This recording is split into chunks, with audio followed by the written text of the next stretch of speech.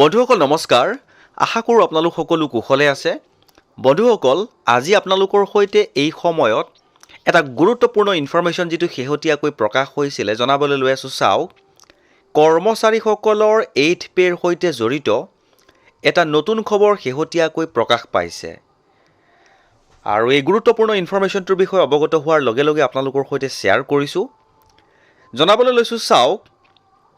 হলনি হ'ব নেকি টিঅআৰ অৰ্থাৎ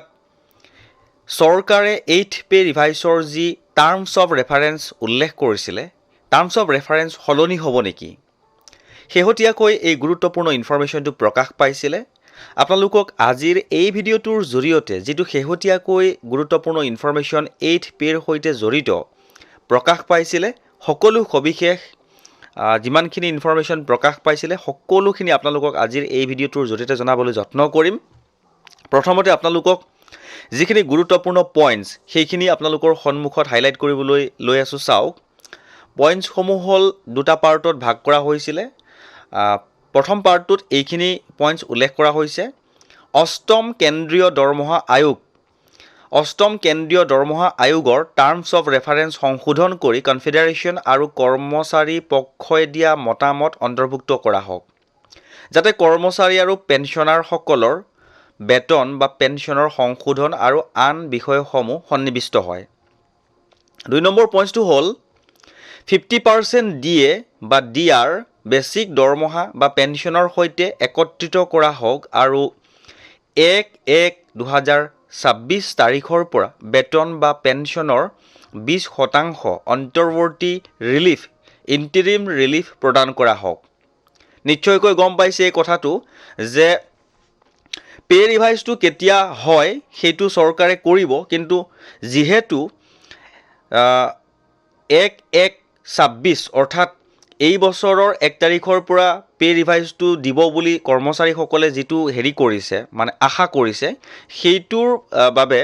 যেটো ইন্টাৰিম ৰিলিফ 20% এটা আগতীয়াকৈ মুকলাই দিয়াৰ কথাটো উল্লেখ কৰিছে আৰু এনপিএছ ইউপিএছ বাতিল কৰি সকলো কৰ্মচাৰীৰ বাবে অপিএছৰ পুনৰুদ্ধাৰ কৰা অৱসৰৰ তাৰিখ বা কেন্দ্ৰীয় দৰমহা আয়োগৰ গৃহীত যি ৰিকমেণ্ডেশ্যনৰ ভিত্তিত পেনশনাৰসকলৰ মাজত কোনো ধৰণৰ বৈষম্য হ'ব নালাগে 5 নম্বৰ পইণ্টটো হল কোভিড মহামাৰীৰ সময়ত স্থগিত থকা ডিএ বা ডিআৰৰ তিনিটা কিস্তি কৰ্মচাৰী আৰু পেনশনাৰসকলৰ বাবে মুকলাই দিয়া পেনশনৰ কমিউটেড অংশ পুনৰুদ্ধাৰৰ সময়সীমা 15 বছৰৰ সলনি 11 বছৰ কৰা আৰু কৰোনা ভিত্তিক নিযুক্ত আৰোপ কৰা 5% সীমা উঠাই দিয়া হওক আৰু মৃত কৰ্মচাৰীৰ সন্তান বা যিসকল ডিপেন্ডেন্ট হৈ আছে সকলো ক্ষেত্ৰতে কৰোনা ভিত্তিক নিযুক্তি দিয়া হওক কম্পেনশ্যনেট এপইন্টমেন্টৰ কথাটো উল্লেখ কৰিছে সকলো বিভাগৰ সকলো কেডাৰত খালী পদসমূহ পূৰণ কৰা হওক চৰকাৰী বিভাগত আউটসোৰ্সিং আৰু কৰ্পোৰেটাইজেশ্যন বন্ধ কৰা হওক আৰু 8 নম্বৰটো হল সংঘ বা ফেডাৰেশ্যনৰ গণতান্ত্ৰিক কাৰ্যপ্ৰণালী নিশ্চিত কৰা হওক যিকোনো সংঘ বা ফেডাৰেশ্যনৰ স্বীকৃতি এতিয়াও বাকি আছে তেওঁলোকক স্বীকৃতি দিয়া হওক এইখিনি কথা উল্লেখ কৰিছে আৰু 10 নম্বৰ পইণ্টটো আপোনালোকে লক্ষ্য কৰিব কেজুৱেল কন্টিজেন্ট আৰু চুক্তিভিত্তিক শ্ৰমিক আৰু জিডিএছৰ কৰ্মচাৰীক নিয়মীয়াকৰণ কৰা হওক স্বায়ত্ত সংস্থাৰ কৰ্মচাৰী কেন্দ্ৰীয় চৰকাৰী কৰ্মচাৰীৰ সমমানৰ সমমৰ্যাদা দিয়া হওক আৰু যেটো সেকেন্ড পাৰ্টটো হল নাম্বাৰ বি2 যি 4টা লেবাৰ কোডছ আছে সেই 4টা লেবাৰ কোড বাতিল কৰাৰ কথা উল্লেখ কৰিছে 2 নম্বৰটো হল আউটসোৰ্স আদি যিকোনো ৰূপত কামৰ কেজুৱেলাইজেশ্যন বন্ধ কৰা হওক চুক্তিভিত্তিক কৰ্মচাৰীৰ বাবে সমান কামৰ বাবে সমান দৰমহা নীতি কাৰ্যকৰী কৰা হওক সকলো শ্ৰেণীৰ শ্ৰমিকৰ অসংগঠিত বা কৃষি শ্ৰমিককে ধৰি ন্যূনতম পেনশন মাহে 9000 টকা নিশ্চিত কৰা হওক আৰু সামাজিক সুৰক্ষা প্ৰদান কৰা হওক বোনাছ প্ৰভিডেন্ট ফাণ্ডৰ পৰিশোধ আৰু যোগ্যতাৰ ওপৰত আৰোপ কৰা সকলো সীমা উঠাই দিয়া হওক গ্ৰেচুইটিৰ পৰিমাণ বৃদ্ধি কৰা হওক মূল্য বৃদ্ধি নিয়ন্ত্ৰণ কৰা হওক যাতে খাদ্য ঔষধ কৃষি বা যিকোনো যন্ত্ৰপাতি ক্ৰয় কৰোতে জিএসটি উঠাই দিয়া হওক পেট্ৰলিয়াম সামগ্ৰী আৰু ৰন্ধন গেছৰ কেন্দ্ৰীয় আবকাৰী শুল্ক উল্লেখযোগ্যভাৱে হ্ৰাস কৰা হওক খাদ্য সুৰক্ষা নিশ্চিত কৰি ৰাজহুৱা বিতৰণ ব্যৱস্থা সাৰ্বজনীন কৰা হওক ৰাজহুৱা খণ্ডৰ উদ্যোগসমূহৰ ব্যক্তিগতকৰণ আৰু চৰকাৰী বিভাগসমূহৰ কৰ্পোৰেটাইজেশ্যন বন্ধ কৰা হওক বিদ্যুৎ সংশোধনী বিধেয়ক 2025ৰ খচৰা বাতিল কৰা হওক। 9 নম্বৰটো হ'ল কাম কৰাৰ অধিকাৰ মৌলিক অধিকাৰ হিচাপে স্বীকৃতি দিয়া হওক। চৰকাৰী বিভাগসমূহত সকলো অনুমোদিত খালী পদ পূৰণ কৰা হওক আৰু নিবনুৱা লোকৰ বাবে কৰ্মসংস্থাপন সৃষ্টি কৰা হওক। 10 নম্বৰটো মন কৰিব, সকলো নাগৰিকৰ বাবে বিনামূলীয়া শিক্ষা, স্বাস্থ্য, পানী আৰু স্বচ্ছতাৰ অধিকাৰ নিশ্চিত কৰা হওক। নতুন শিক্ষানীতি 2020 বাতিল কৰা হওক যাতে সকলোৰে বাবে বাসস্থান নিশ্চিত কৰা হওক। অৰ্থাৎ যি নতুন শিক্ষানীতি 2020 সেইটো বাতিল কৰাৰ কথাৰো উল্লেখ কৰিছে। সকলো অসংগঠিত শ্ৰমিকক ESI কভাৰেজ প্ৰদান কৰা হওক, যাৰ বাবে অৱদান কল্যাণ তহবিলৰ পৰা আহিব। শ্ৰম পৰ্টেলত পঞ্জীয়ন কৰা সকলো শ্ৰমিকক স্বাস্থ্য আঁচনি, মাতৃত্বৰ সুবিধা, জীৱন আৰু অক্ষমতাৰ বীমা প্ৰদান কৰা হওক। তে নিশ্চয়কৈ গম পাইছে যিকেইটা গুৰুত্বপূৰ্ণ পইণ্টছ আপোনালোকৰ সন্মুখত উল্লেখ কৰিছোঁ, এই গোটেইখিনি হ'ল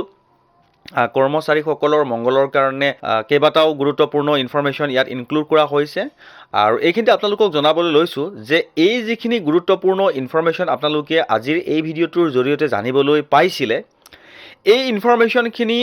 এখন অফিচিয়েল মেমৰেণ্ডাম দিয়া হৈছে ভাৰত চৰকাৰক। শেহতীয়াকৈ আপোনালোকৰ সন্মুখত মই অফিচিয়েল মেমৰেণ্ডামখন দেখুৱাইছোঁ আৰু 23 তাৰিখে দিয়া হৈছে, কেবিনেট ছেক্ৰেটেৰীলৈ দিয়া হৈছে। Cabinet secretary, government of India, ৰাষ্ট্ৰপতি ভৱন। আৰু এই গোটেইখিনি যিখিনি আপোনালোকে ইতিমধ্যে এই পইণ্টসমূহৰ বিষয়ে অৱগত হ'ল, এই পইণ্টসমূহক লৈ অহা 12 ফেব্ৰুৱাৰী তাৰিখে ষ্ট্ৰাইক ঘোষণা কৰা হৈছে। অৰ্থাৎ ইয়াতে লিখিছে, respected sir, this is to give notice that employees who are members of affiliated organizations of the Confederation of Central Government Employees and Workers will go on one-day strike on 12 February 2026. নিশ্চয়কৈ গম পাইছে যে বহুতো কৰ্মচাৰীসকলৰ মংগলৰ কাৰণে যিখিনি সুবিধা বা 8 পেৰ যি দিয়ে আছে গোটেইখিনিকে ইনক্লুড কৰি অহা 12 তাৰিখে ষ্ট্ৰাইক কৰাৰ কথা ঘোষণা কৰিছে।